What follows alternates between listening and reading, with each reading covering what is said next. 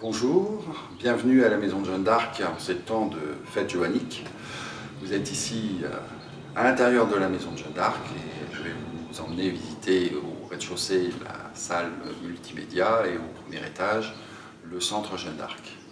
Vous avez ici une petite frise qui vous montre l'évolution de l'image de Jeanne d'Arc au travers des siècles, quelques éléments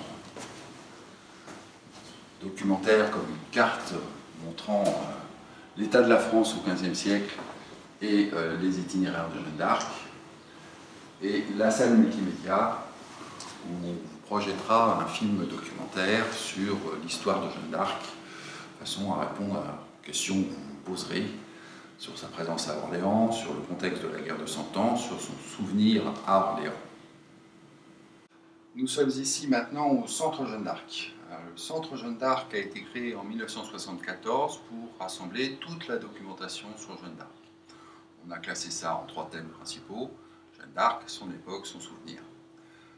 On essaye d'avoir tout ce qui se rapporte à Jeanne d'Arc, du moins une image, et on va rassembler ici des livres sur les sources de l'histoire de Jeanne d'Arc, les ouvrages qui ont pu être écrits sur elle au travers des siècles, et puis ce qui est, on va dire, de l'ordre du produit dérivé ou du souvenir, c'est-à-dire aussi bien des œuvres d'art, des pièces de théâtre, des opéras, des jouets, des gravures, des statues, tout ce que vous pouvez imaginer ou pas sur Jeanne d'Arc. Et s'il y a quelque chose que vous désirez savoir mais que vous n'avez jamais osé demander sur Jeanne d'Arc, eh bien c'est le moment et l'endroit de venir le faire.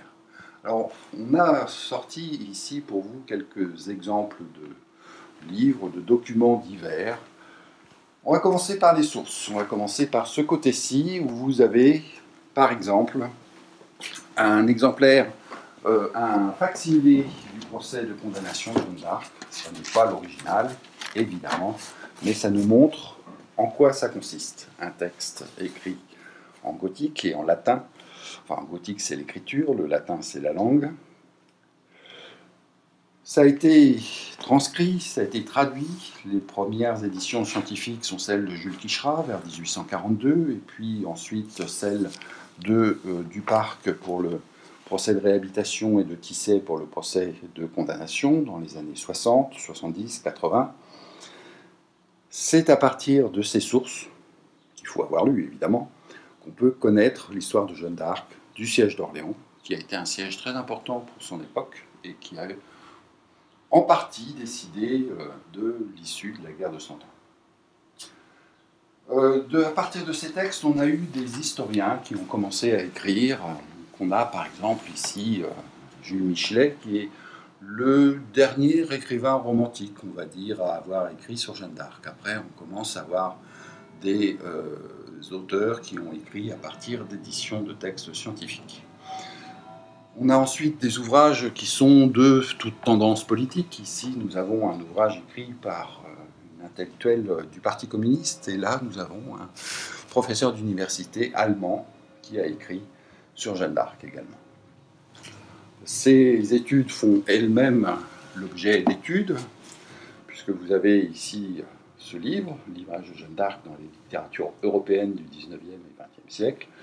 Eh bien, ça vient de sortir. Donc nous avons toujours une actualité de Jeanne d'Arc, celui-ci aussi vient de sortir, ainsi que par exemple cet opéra qui a été écrit par une Roumaine sur Jeanne d'Arc. Donc on voit que Jeanne d'Arc est un sujet international. Nous avons par exemple ici des mangas qui sont faits en japonais. On a aussi d'ailleurs des livres japonais qui ne sont plus des mangas mais qui sont des livres d'histoire. Celui-ci a été publié en 1911. Donc on voit que c'est un sujet qui, d'ancienneté, intéresse le monde entier. Le souvenir, c'est aussi des textes, des ouvrages français, des assiettes, des petites statues qui sont des bibelots, vous voyez, des jouets pour enfants, des éléments publicitaires. Enfin, c'est assez gigantesque, on va dire, le sujet Jeanne d'Arc, et d'autant qu'avec Internet, eh bien, on a maintenant des choses absolument plus maîtrisables, on pourrait dire. Par exemple, ici, on a des images qui ont été repiquées sur Internet. Si vous tapez Jeanne d'Arc sur Internet, vous avez 55 millions de réponses, selon les jours. Puis alors, si vous tapez en anglais ou en allemand, vous allez avoir des millions de réponses supplémentaires. C'est un sujet énorme, dantesque, infini. Je ne parle pas du cinéma. Le premier long métrage au monde a été fait sur Jeanne d'Arc. Cécile B. 2000 a, paraît-il, eu le choix entre faire un film sur le Christ ou sur Napoléon, et il a préféré faire un film sur Jeanne d'Arc. Et puis vous avez des films plus récents qui ont été réalisés également. Alors nous voilà dans les réserves, qui sont normalement inaccessibles au public. On a 37 000 documents sur Jeanne d'Arc, et donc évidemment ça prend un petit peu de place. Plus précisément, ici, on est devant les chroniques françaises et étrangères de l'époque, avec des ouvrages sur, puisqu'on est à Orléans, plus spécifiquement sur le siège d'Orléans. On a par exemple ici une édition du journal du siège d'Orléans. C'est assez particulier, et visiblement il y a quelqu'un qui, au jour le jour, a noté l'histoire du siège, qui a compté les coups de canon, qui a compté les morts, qui a compté les tentatives de ravitaillement réussies ou ratées. Et puis qui mentionne évidemment l'arrivée de Jeanne d'Arc à la fin du siège qui a duré 8 mois quand même, et qui a été riche en péripéties de toutes sortes. On est aussi renseigné par des choses, par exemple ici le compte de l'armée anglaise, qui a été édité par un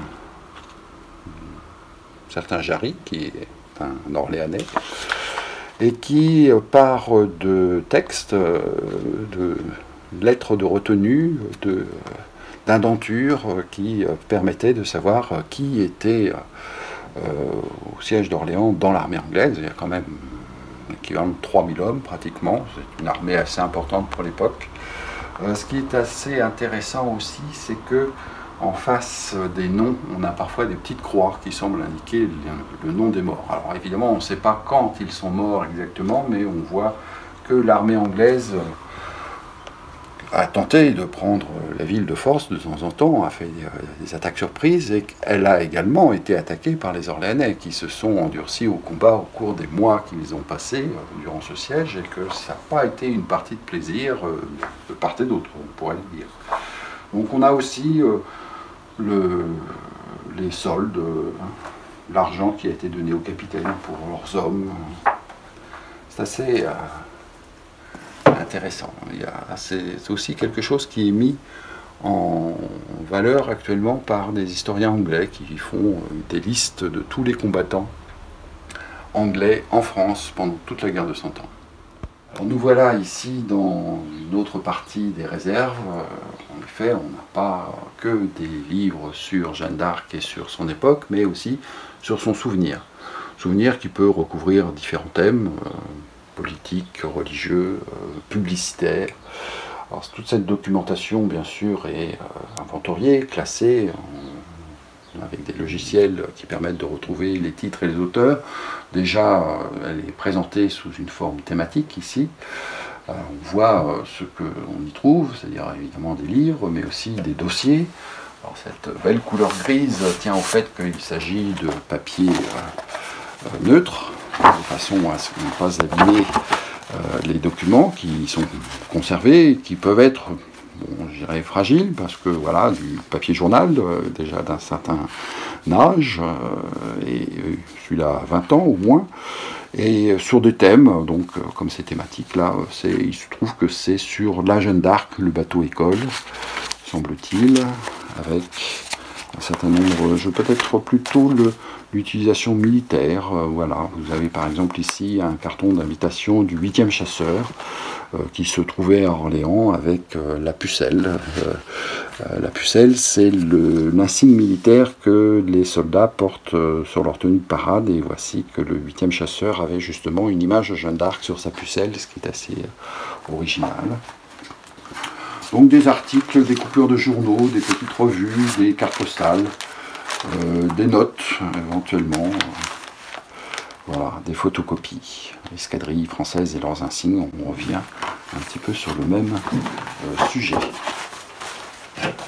Et on range tout ça soigneusement à sa place.